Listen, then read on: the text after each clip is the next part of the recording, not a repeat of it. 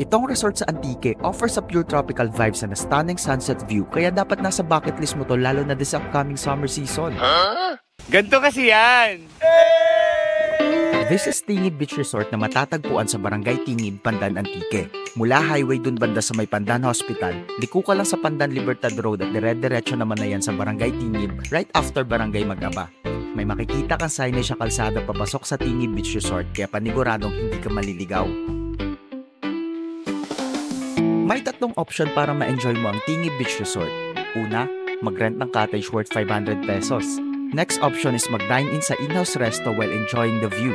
Highly recommended ko ang pasta, pizza at quesadilla nila na talaga namang masarap lalo na if shared with barkada. Walang entrance fee kapag umorder ka sa restaurant pero kapag may food kang dala, merong entrance at corkage fee na babayaran.